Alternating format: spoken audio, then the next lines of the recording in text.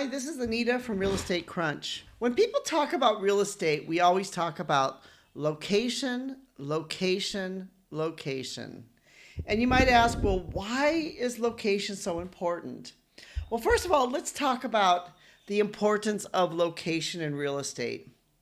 Because the location or where the property is located will affect the value, rental income, and potential for appreciation. Here are some reasons why location is important. First of all, is property value. That high demand locations, the property value will go up. Rental demand, a desirable location will attract tenants and ensure that you have a steady rental income if that's what you're looking for. There'll be resale potential because people want to buy in that area, and there'll be economic growth there, meaning there'll be thriving businesses and others that will want to be able to come to that area and buy property. Here are some things that make a location ideal for investment. One would be economic growth and the job market.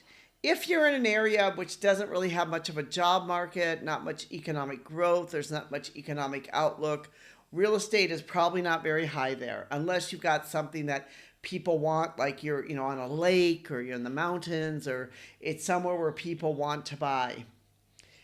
Look for cities that have growing industries and diverse job opportunities, presence of major employers and business hubs, low unemployment rates, and rising income levels.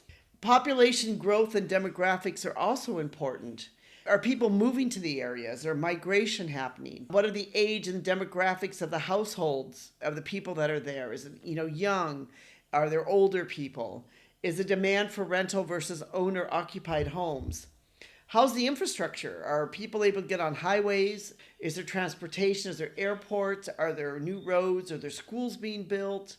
Are there other essential services being built there? Are there hospitals and shopping center and other things that people would be looking for? How's the quality of the neighborhood itself? Is it low crime?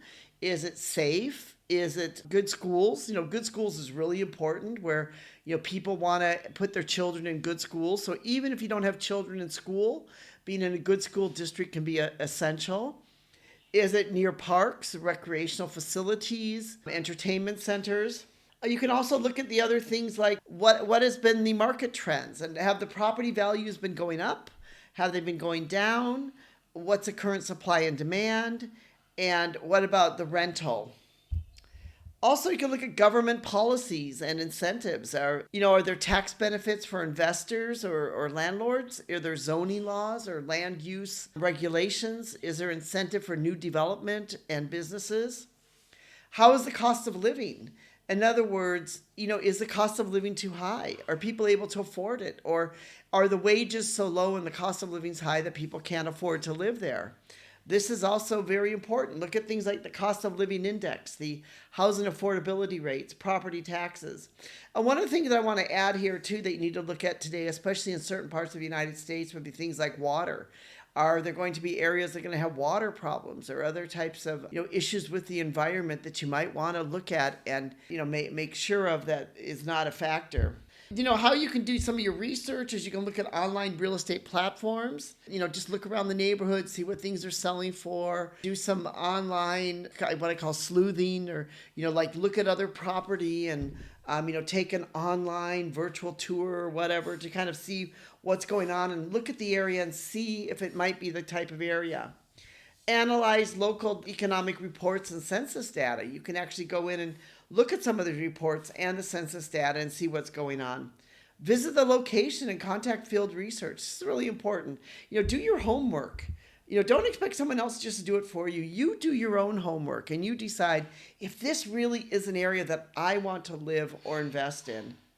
Network with local real estate agents and investors. Talk to people. What's the market condition? And you don't have to choose the first real estate agent you find. You can actually find many different real estate agents before you decide on one that you want to pick. Study market cycles and trends. Find out, what's the trend of the market now? Are you buying at when things are high? Are you gonna, will things go lower? Find out a little bit what are the trends going on. Identify the best opportunities in real estate. You should look at things like emerging neighborhoods. Like, are there new businesses coming in? Are there new schools coming in? How are the home values going? Look for fixer-uppers in prime locations. Sometimes, a fixer-upper, if that's what you like to do, could be a great way to get some real estate investment. College towns and high rental demand areas. Usually college towns have high rental demands. You'll find out, is the university struggling or the college struggling? Are students leaving or are students coming in? Is the school building new buildings? Are they building new departments, new facilities? That could mean that there'll be a higher demand.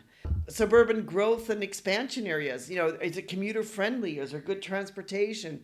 Can people get around easily? If you're looking for vacation or short-term rentals, is it the kind of place people want to go to? Are they going to come to that place? Some of the common mistakes that people make when it comes to real estate is they ignore the market research. They go on their gut or their feeling, or they make an emotional decision and they ignore the market research. They overlook local regulations and zoning laws. Maybe somehow they think the laws don't apply to them or aren't going to apply to them, so they overlook all of this. They invest based on personal preferences. They say, well, here's my personal preference, and they don't really invest based upon sound decisions.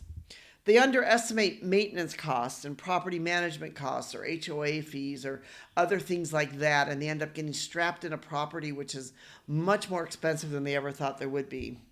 They neglect economic and population trends. They don't really look at those, and they don't really put much value into them. And so they end up with maybe a property which becomes harder to sell because there's so many out there on the market. We've written a blog on this, which is entitled How to Find the Best Location for Real Estate Investment. This one's actually for real estate investment itself, but it can also mean for you buying for yourself, or if you're buying a property to be able to rent in some way. If you'd like to be able to learn more about this, we will give you a link in our description below so that you can be able to check out our blog post. We really appreciate you listening to us. We hope that you will join. Press the subscribe button now and become part of our community. We'd love to have you join with us. Thank you.